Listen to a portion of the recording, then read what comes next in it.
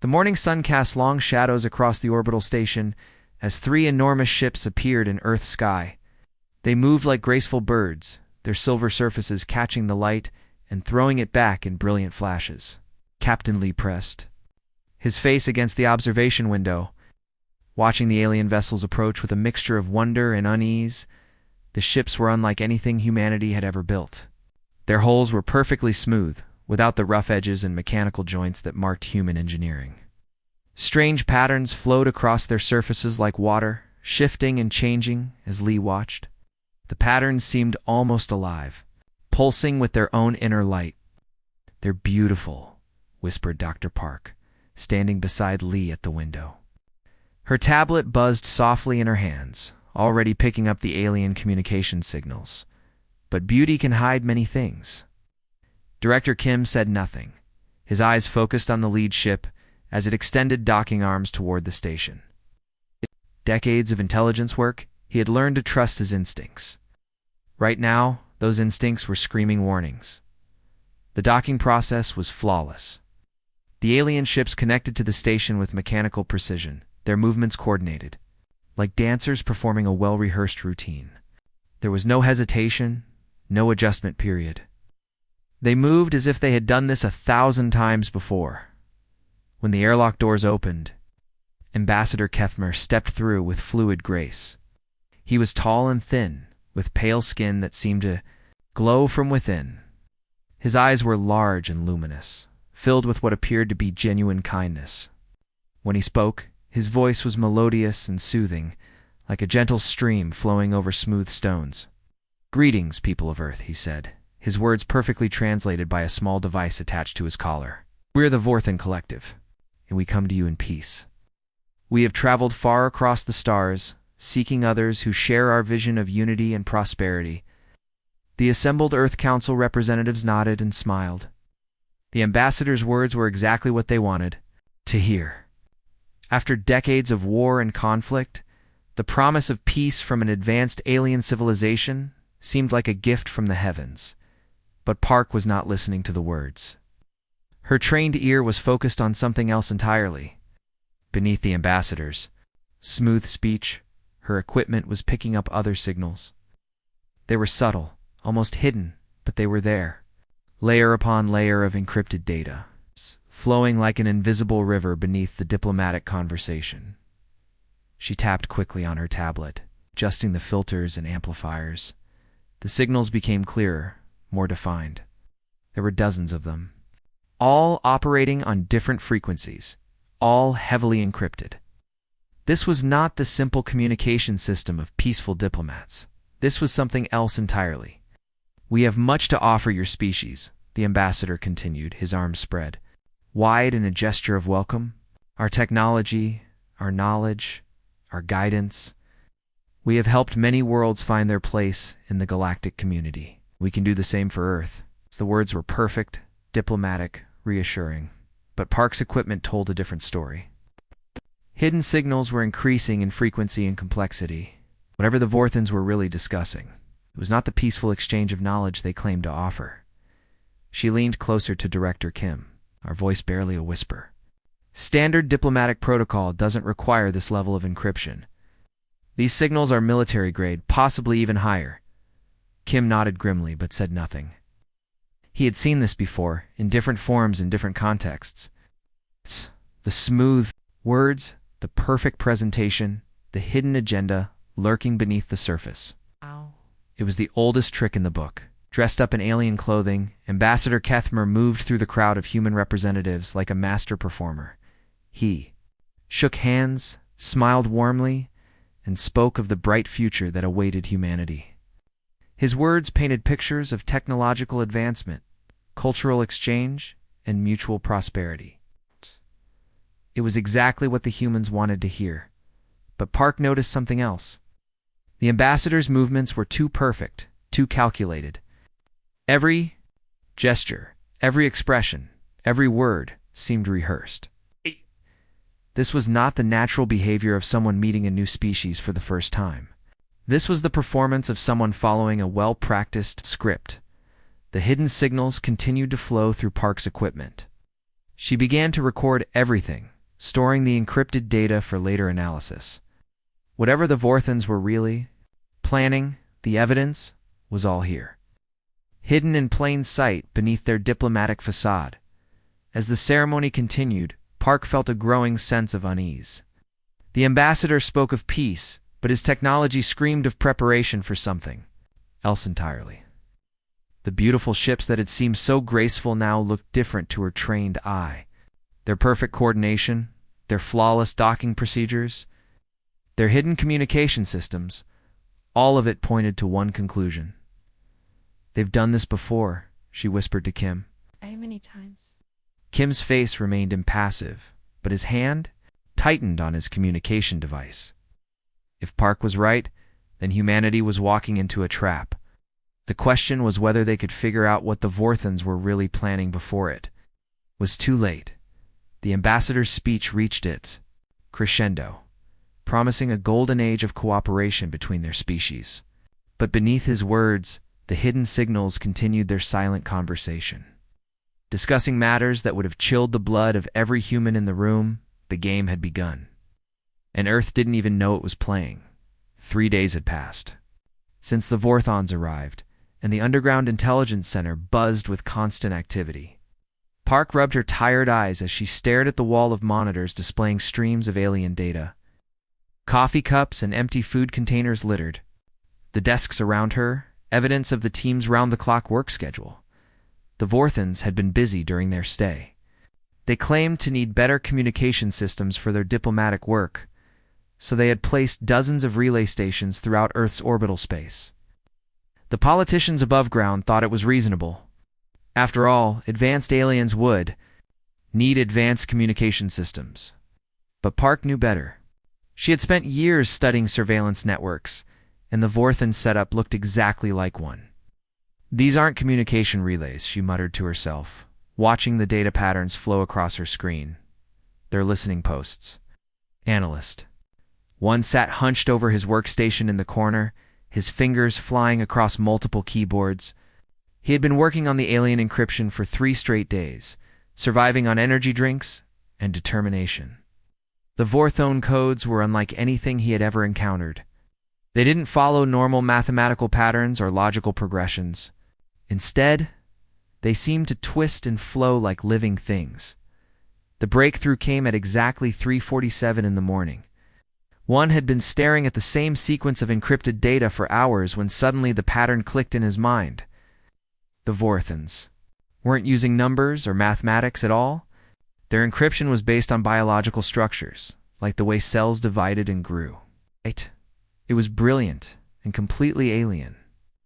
"I've got something," one called out, his voice cracking with exhaustion and excitement. "Director Kim, you need to see this right now." Kim hurried over to one station, his face grim with worry. The past 3 days had been torture for him. He knew something was wrong, but he didn't have enough proof to convince anyone. The politicians were too excited about their new alien friends to listen to vague warnings about suspicious communication patterns. One screen displayed fragments of decoded text, scattered and incomplete, but readable. Kim's blood ran cold as he read the words. The Vorthons weren't discussing cultural exchange or diplomatic protocols. They were talking about something much darker. "Extraction protocols," Kim read aloud, his voice barely above a whisper. "Assessment of local population.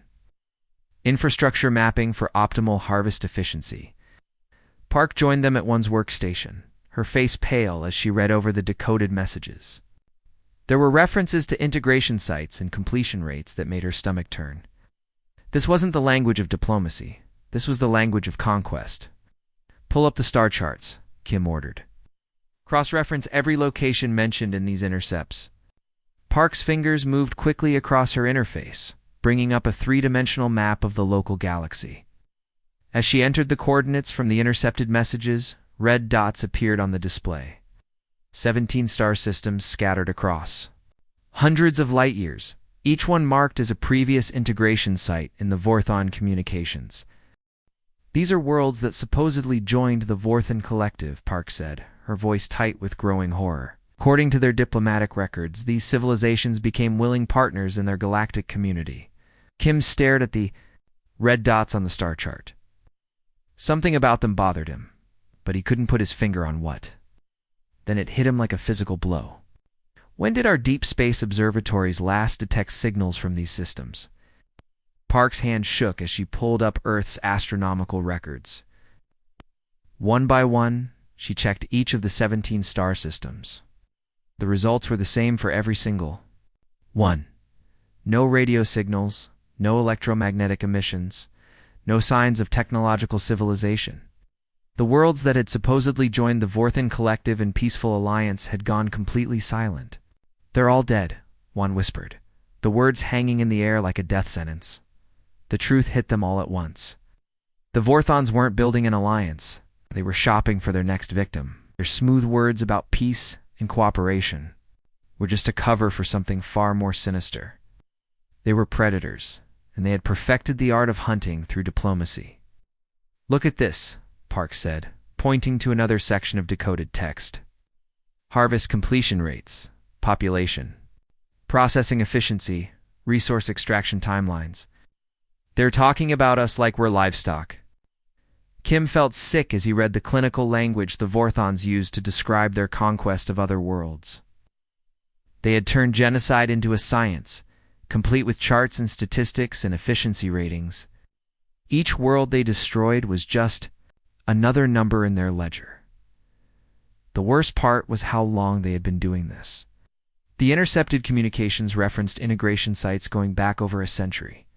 Dozens of civilizations had fallen to the Vorthan deception, their people enslaved or killed, their worlds stripped bare of resources. "We have to warn them," one said, looking up at the ceiling as if he could see through the metal and concrete.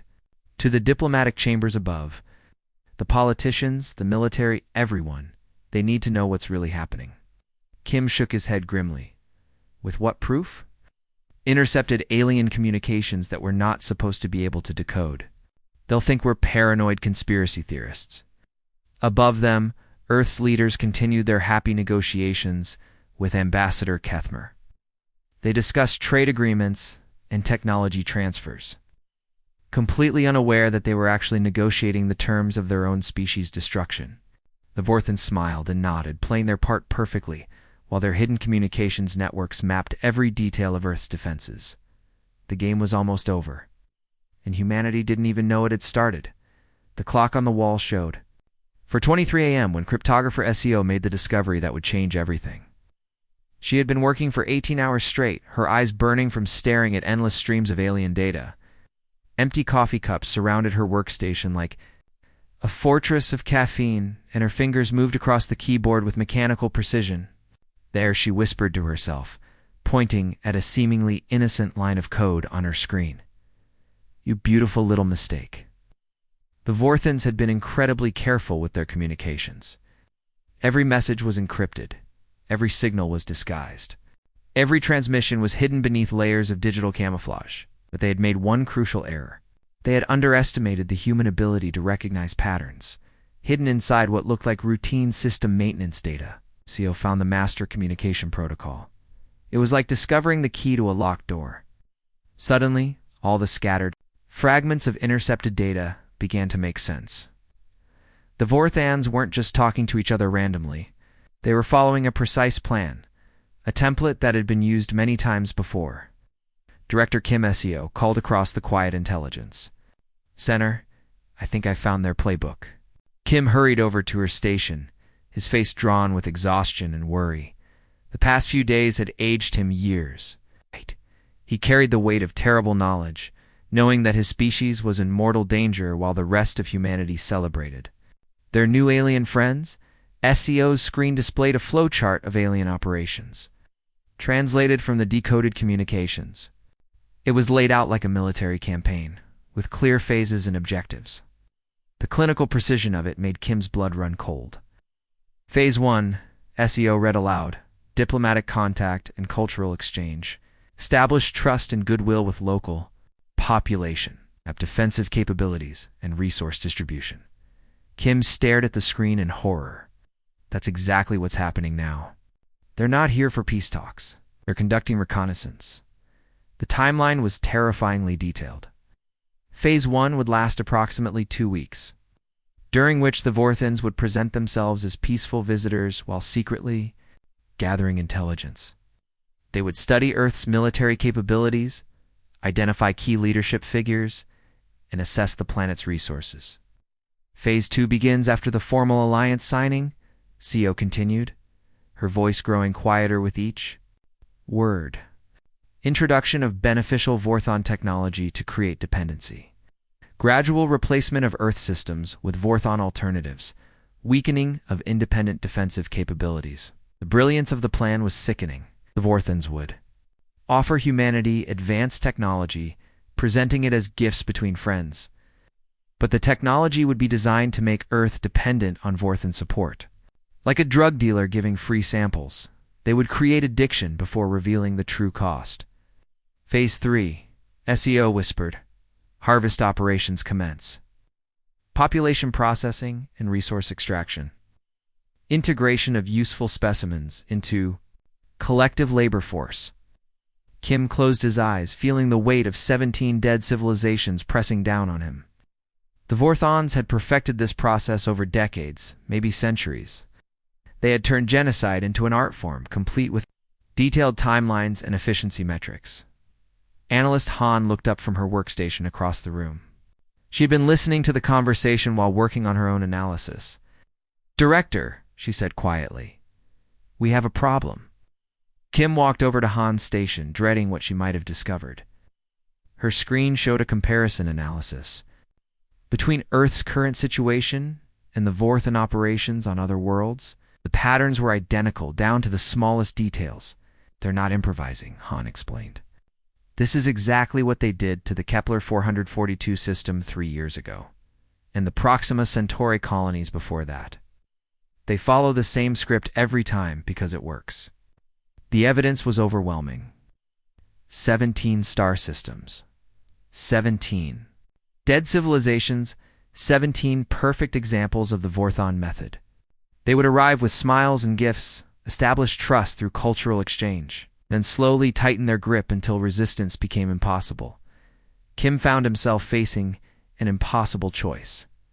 The evidence was clear and convincing, but it had been obtained through highly classified intelligence methods. If he revealed what they had discovered, he would have to explain how they had broken alien encryption and intercepted classified communications. That would compromise Earth's entire intelligence network, leaving humanity defenseless against future threats. "How can we convince the Council?" Kim asked, more to himself than to his team. "They'll want to know how we obtained this information. And if we tell them, we'll destroy our ability to protect Earth from the next threat." Han had been thinking about this exact problem for hours. She looked up from her analysis with a grim smile. "We don't need to convince them," she said simply. "We need to be ready." The plan that emerged was audacious in its simplicity. Would continue the diplomatic charade, playing along with the Vorthan deception while secretly preparing for war. Let the politicians shake hands and sign treaties. Let the media celebrate humanity's entry into the galactic community. Meanwhile, the real work would happen in the shadows. "They think they're the hunters," Kim said, studying the Vorthan operational timeline. "But they're about to learn what happens when the prey fights back." The intelligence team began working with renewed energy.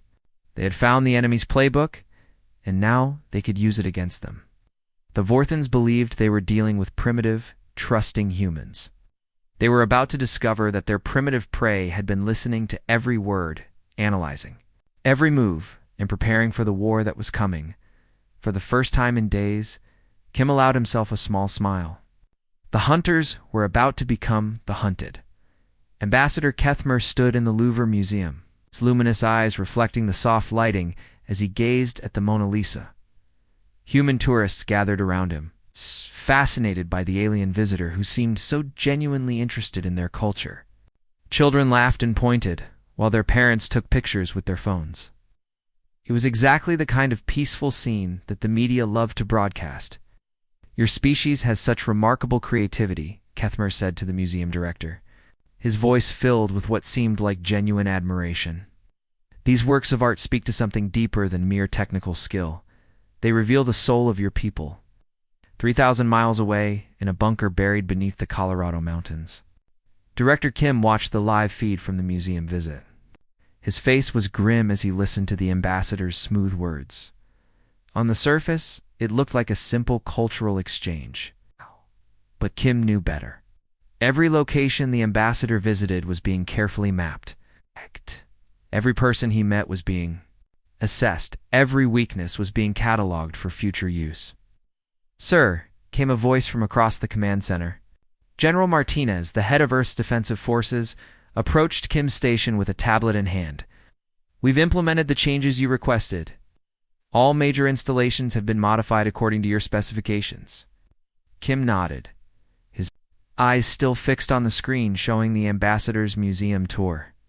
2 weeks ago, convincing the military leadership to take action had seemed impossible. But Kim had been careful. He had shared just enough intelligence to motivate action without revealing how the information had been obtained. He spoke of concerning patterns in alien communications and anomalous behavior that suggested hidden agendas. It had been enough. The military leaders were trained to think in terms of threats and contingencies. When Kim presented them with evidence of suspicious alien activity, they had responded exactly as he had hoped. Plans were made, orders were given, and preparations began. The beauty of the Vorthan approach was also its greatest weakness. Their systematic method of conquest made them predictable. Park's team had decoded enough of their operational patterns to know exactly what they would do next. The aliens would complete their cultural surveys, assess Earth's defensive capabilities, and then begin Phase 2 of their plan. But Earth would be ready. In military bases around the world, a careful deception was taking place. The Vorthons had placed surveillance devices throughout Earth's orbital space. Their ground teams were constantly gathering intelligence.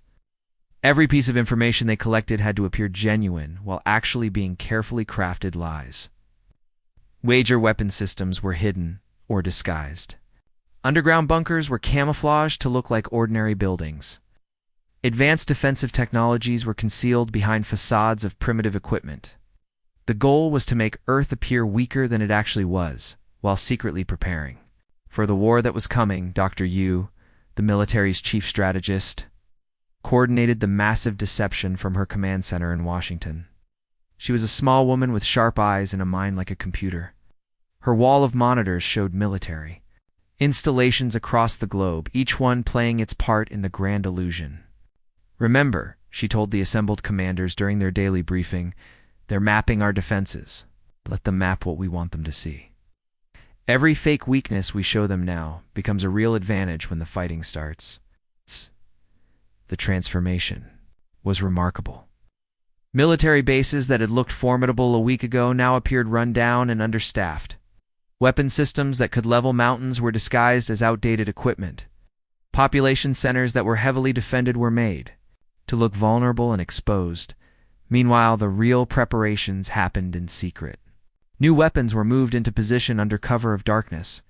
Defensive systems were activated and tested. Civilian populations were quietly evacuated from strategic locations. Earth was becoming a fortress, but the Vorthans saw only a primitive world ripe for conquest. The intercepted alien communications told the story of their growing confidence. Park's team listened to every conversation, decoded every message, and tracked every movement. The Vorthons spoke of Earth as an easy harvest, a world that would fall quickly once they dropped their peaceful facade. Target assessment complete. Read one intercepted message. Local defensive capabilities, minimal. Population centers vulnerable to standard pacification protocols recommend proceeding to Phase 2 ahead of schedule. Kim smiled grimly as he read the translation. The Vorthons thought they were dealing with primitive, trusting humans. They had no idea that their primitive targets had been listening to every word, analyzing every move, and preparing for the battle that was coming. The ambassador's tour continued through Europe with stops in London, Berlin, and Rome. At each location, he marveled at human achievements while his hidden scanners mapped the surrounding area.